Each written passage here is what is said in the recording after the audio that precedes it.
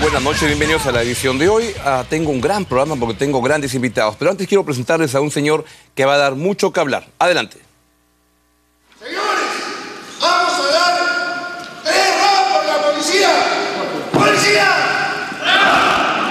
¡Policía! ¡Policía!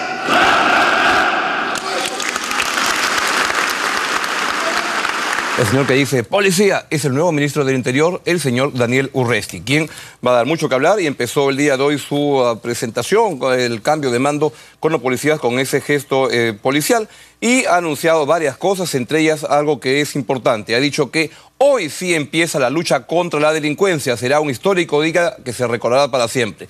A un gobierno que ya cumple 3 años, como que suena un poquito, como diciendo, se han pasado 3 años tocando el violín, ¿no es cierto? Ha debido comenzar, hay un proceso, etcétera, pero no, hoy comienza. Así que todos atentos a cómo arranca la lucha contra la delincuencia con el señor Daniel Urresti. Veamos algunas de las declaraciones de lo que dijo.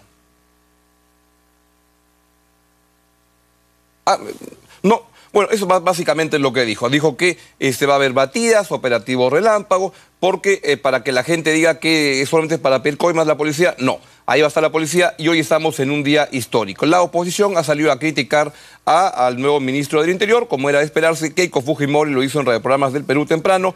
Y tenemos lo que dijo, lo que dijo fue que le falta liderazgo al gobierno, etcétera, etcétera. Y por su parte, Javier Velázquez Quesquén dijo lo siguiente.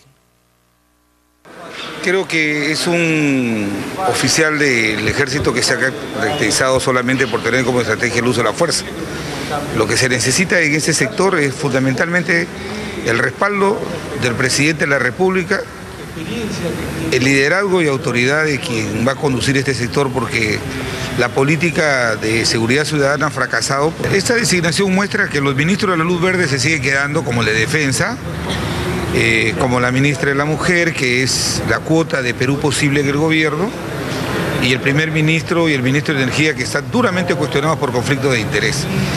Bien, y por su parte, en este contexto de cambio de ministros y de una discusión bien intensa con respecto al paquete de medidas para promover la inversión privada, que está trayendo tremendo jaleo en áreas como protección del ambiente, pues el premier Cornejo ha aparecido y ha dicho que en este gabinete no hay ningún problema. Escúchelo. Época en la que normalmente dentro de la agenda política se hacen los refrescos, hay permanentemente un trabajo con los ministros, con quienes se ve el mejor momento para que puedan dejar las carteras. No olvidemos que es un trabajo muy complejo, muy exigente. ¿Se encarta cualquier tipo de diferencias entre el gabinete? En absoluto, no hay nada de eso en ninguno de los casos. Interesante. Yo pensé que el presidente del Consejo de Ministros despachaba con los ministros para evaluar la marcha de las políticas, no para ver el mejor momento para que puedan dejar la cartera. Parece como que hay un barco que están saltando cada quien a ver cómo se bajan cuanto antes. La verdad que creo que es un cambio de ministros, pero que lamentablemente no genera la expectativa que suele acompañar a un cambio de ministros, a pesar de que se trata de profesionales capaces, como en Torretal, como en Transporte y Comunicaciones. Ojalá que el gobierno pueda darle un empellón, un ánimo diferente a las cosas, y vamos a conversar de eso. ¿Saben con quién? Con Carlos Basombrío y Juan de la Puente, para analizar qué ha pasado con este cambio ministerial y este paquete de medidas que se viene, que está el gobierno en plena discusión en el Parlamento.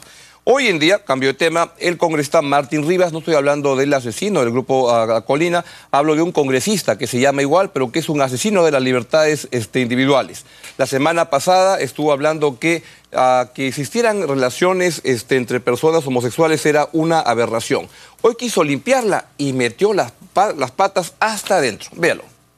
Serie de ataques constantes, reiterativos, hasta me han creado un Facebook que yo no tengo Facebook, no tengo Twitter, y ha habido una corriente agresiva, continua, incluso alguien confundió lo que yo había expresado, en el sentido de que lo que yo había expresado era aberración. Evidentemente yo no dije esa palabra y no la voy a volver a repetir. Incluso habló de temas sanitarios, no sé qué, de qué agua, de qué desagüe estaba hablando, una cosa así, ¿no? El punto fue que, presidente, después de esta situación han habido situaciones incómodas, porque han llegado amenazas a mi casa en el norte, donde se preparaban marchas e incluso pretendiendo decir que iban a agredirme con desechos humanos. y situaciones así bastante tediosas, de las cuales evidentemente no soy parte. Y no soy parte porque respeto a toda persona. No soy homofóbico como se me ha pretendido tildar. Y respeto a toda persona en su aspecto eminentemente humano. ¿Qué está fumando este señor? Dice, yo no he dicho esas palabras y no las voy a volver a repetir. Todos escuchamos que habló de aberración y la verdad que yo cuando veo gente como él en el Congreso digo, ¿qué estaremos pagando los peruanos para tener esa gente representándonos en el Parlamento? Bueno, en otro plano de la información, como se dice, yo siempre supe que Rodolfo era un buen tipo. Que en el fondo, todo lo que se hablaba era algo, y además, pero en el fondo, Rodolfo Orellana era un gran tipo. El día de hoy ha mandado una carta abierta a la comunidad periodística nacional. Ahí está, carta abierta donde dice, de hace varios meses, dice, y levanta todos los juicios que ha iniciado a los periodistas.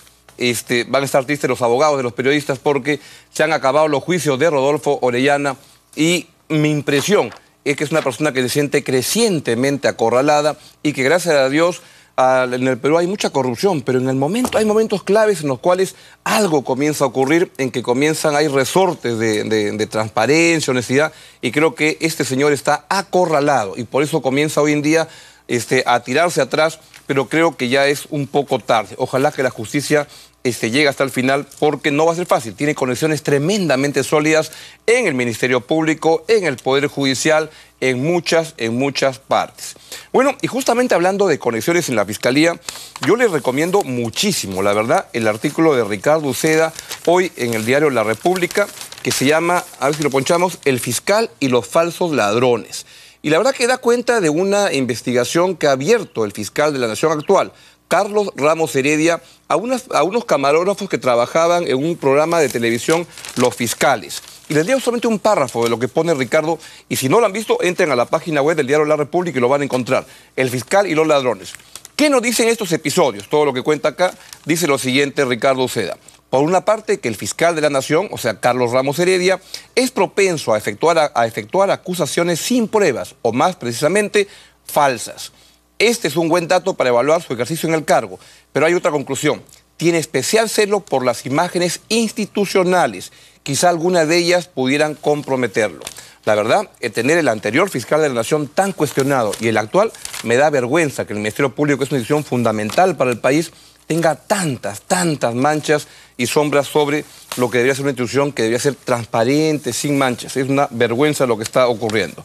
Bueno, Zenaida Uribe está en más problemas porque se sigue pues encontrando que había falseado la información con respecto a sus estudios escolares y ya han iniciado acciones el Jurado Nacional de Elecciones y hasta de su propia bancada de Gana Perú comienzan a tomar distancia.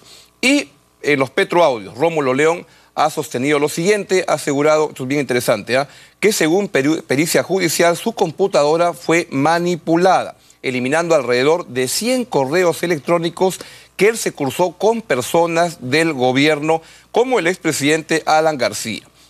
La verdad que es bien interesante lo que cuenta y yo con todo esto simplemente me va confirmando que el mayor faenón que ha habido en el país no fueron tanto los Petroaudios, sino el faenón aprista para esconder todas las pruebas y que nunca se sepa. Creo que ya es momento de decir que se acabe el juicio porque nunca se sabrá en el juicio lo que pasó cuando todos sabemos qué pasó exactamente para que los verdaderos culpables no se conozcan mucho o no se conozca nada de ellos en el juicio. Todos saben quiénes son.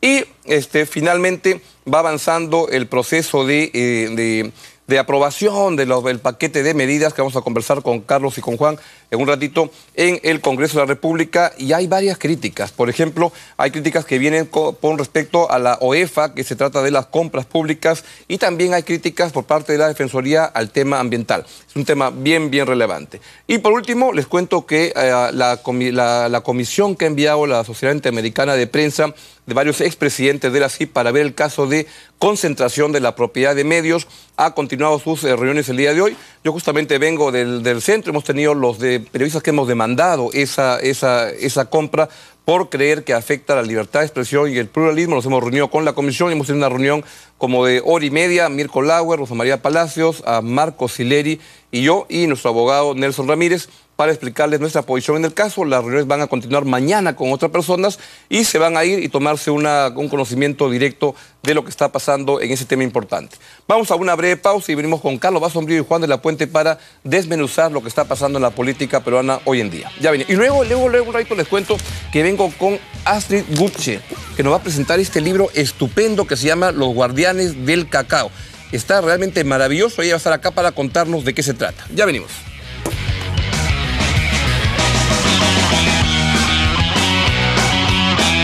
Buenas noches, llega gracias a Claro, la red donde todo es posible. Gran trabajabilidad, perfecto acabado, altísima resistencia, cemento andino. Colcafé te consiente. Renta vitalicia de la Positiva Vida.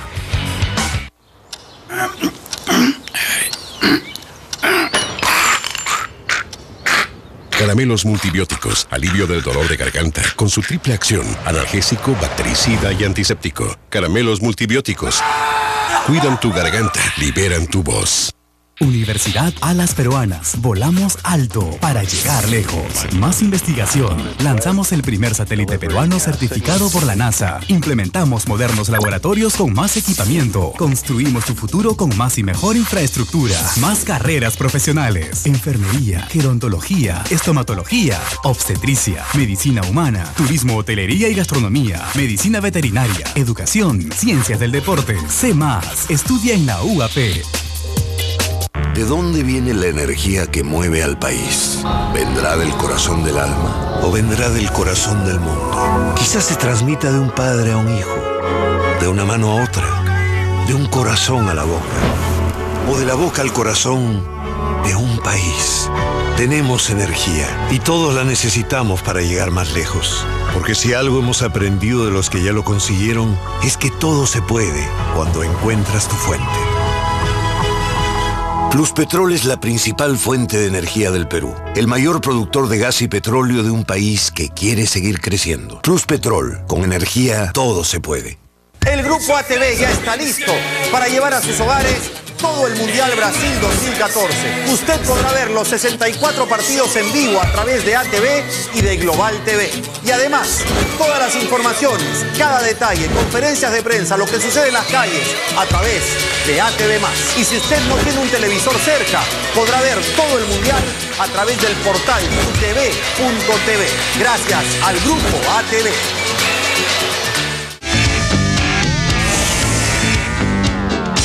Esta noche en Dándole Vueltas me visita el actor Paul Martin. Vamos a conversar largo y tendido. Los espero 10 de la noche aquí en ATV+.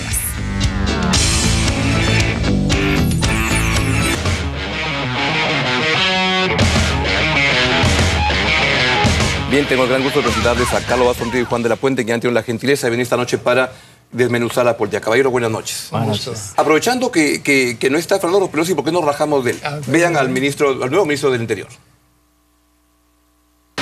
A partir de este momento no esperamos más. Con lo que tenemos, con lo que somos, con los pocos que somos, daremos la batalla a la delincuencia, respetando estrictamente los derechos humanos, cumpliendo las leyes en su cabalidad. Gracias a Dios, él ha sido ministro del Interior en 2 oportunidades.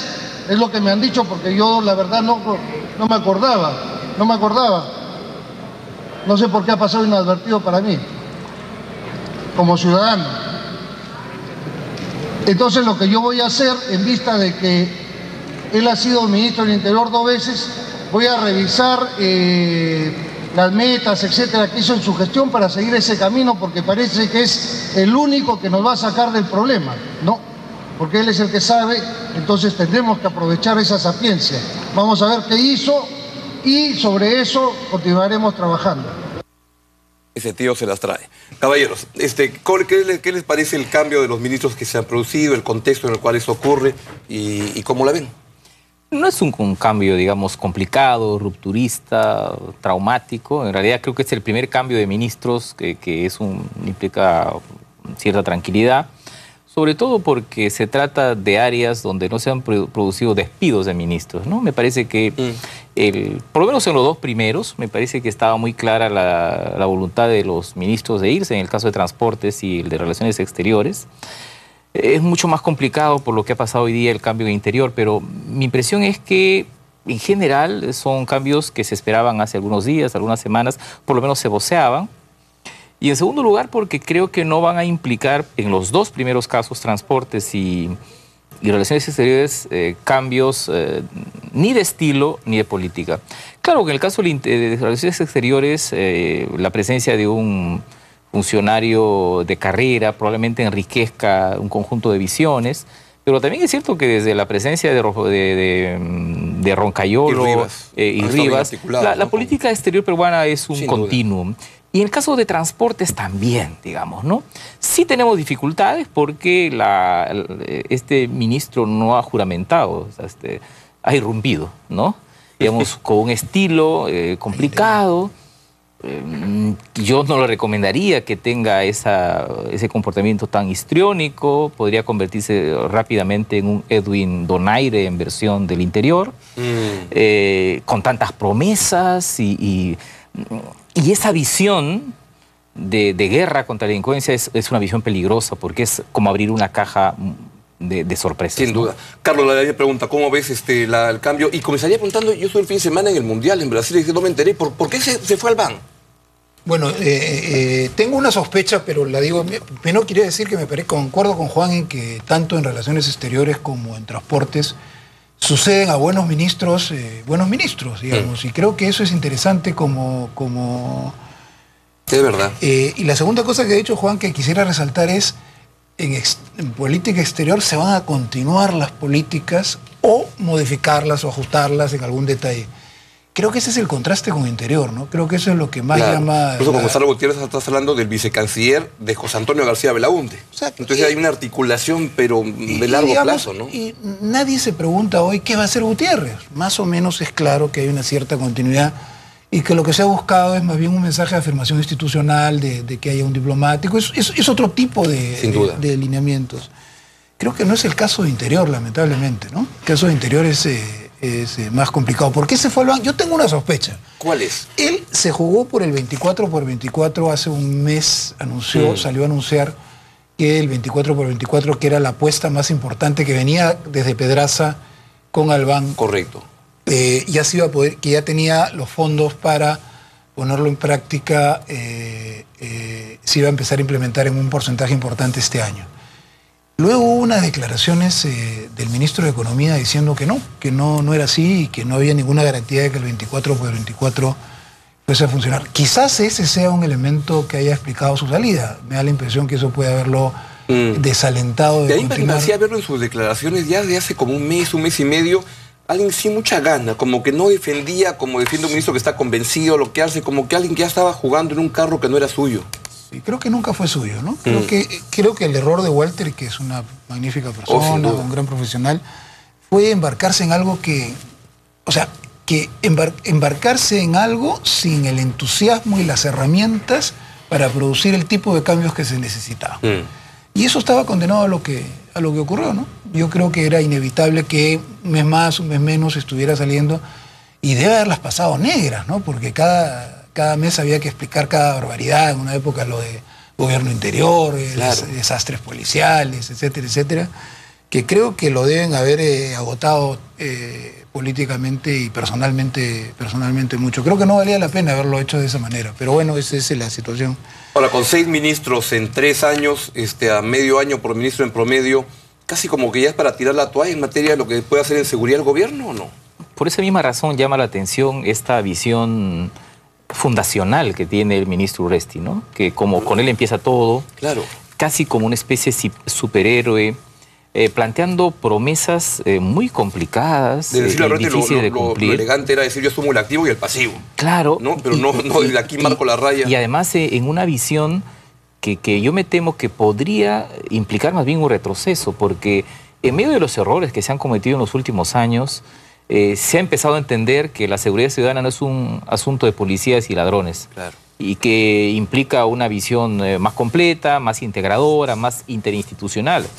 Si en ese marco viene un funcionario y dice, no, esto es una cosa de policías y yo lo voy a liderar y yo voy a hacer y digamos, con el temperamento que ha exhibido a lo largo del día este señor Urresti, mi impresión es que se va a retroceder en esta visión de integralidad donde en medio de los errores creo que se ha avanzado bastante.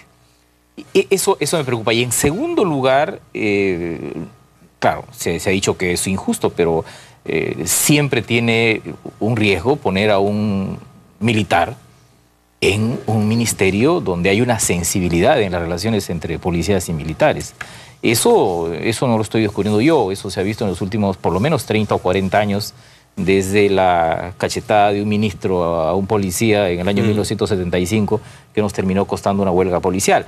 De manera que es en el sector interior, como señala Carlos, donde probablemente tengamos mayores dificultades de entendimiento, ¿no?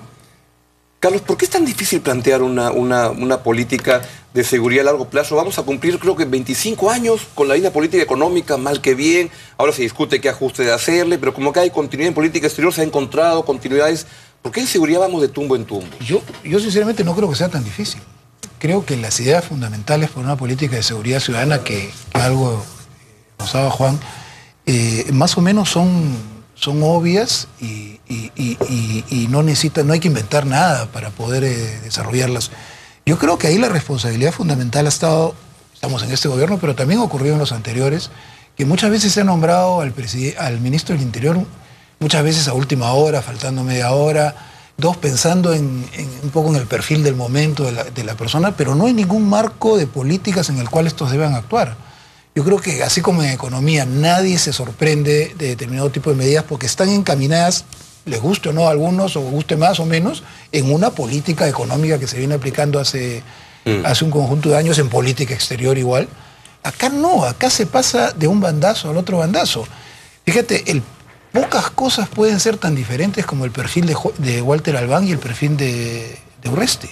Se pasa a un abogado que viene de la OEA, que ha sido defensor del pueblo, claro, a un militar que viene de bombardear dragas, un coronel del ejército que arenga a todo el mundo. Eso me preocupa por el lado de la definición de políticas. Hasta la escena de la cama, si le ves más, cuando estaba Urresti, policía, la cara es como de sonrisa de Albán al fondo, como diciendo, yo quisiera agregarle una preocupación posterior, ya viéndolo a él. Fíjate, entre anoche y ahora en la mañana, antes de haber siquiera ido al Ministerio del Interior, porque estas todas son declaraciones antes de haber ido al Ministerio del Interior, ha dicho cosas bien peligrosas. Primero, por ejemplo, tiene una confusión absoluta entre personas e instituciones. O sea, él cree que él es la especie de Superman de la seguridad ciudadana, que a partir de su presencia todo va a cambiar. Además es una crítica feroz a su presidente, por cierto, porque sin duda el presidente ha estado ahí los 3 años y los ministros anteriores. A partir de ahora, a partir de hoy, vamos a luchar contra la delincuencia. Ahora sí estamos en contra de la delincuencia. ¿Y los anteriores estaban a favor de la delincuencia? Hoy sí empieza la lucha contra la delincuencia. Será un día histórico que siempre se recordará. En segundo lugar, ¿3 años pasados? Claro, no, y en segundo lugar ha dicho que esto es cuestión de relativamente poco tiempo. Que él va a estar en los operativos, que no va a estar en electores, en los operativos, y esto en relativamente poco tiempo se va a arreglar. Es una segunda barbaridad que creo que das cuenta de una persona que conviene una especie de ingenuidad y soberbia que creo que es peligrosísima. Y segundo, en el contenido. Se ha burlado de lo de 24x24, yo no pienso que sea la panacea, pero ha sido la política que se ha tratado de avanzar algo, ha dicho que esas son discusiones bizarras, que eso no sirve para nada, y ha dicho, y lo más grave de todo, a una pregunta directa, Rosa María Palacios, en una muy buena entrevista en la mañana en Radio Exitosa, agarra y dice que el problema de la corrupción no es un problema que a él le interese. Ese es un problema que lo investiguen otros, lo tengo textual tiempo, yo no tengo tiempo que perder. No es un problema de que se dedique a castigar a todos como una especie de venganza, claro, es no entender cuál es el origen fundamental del problema de la incapacidad institucional para enfrentar el delito, que es la corrupción, tanto en la policía como en el Poder Judicial, como en el Ministerio Público. Si él no entiende eso y cree que con arengas en el Ministerio del Interior esto lo saca adelante, estamos en un problema. Estamos en un problema. Ir a una breve pausa para poder seguir conversando ese importante tema con Juan de la Puente y Carlos Bassompierre. No se mueva, ya venimos.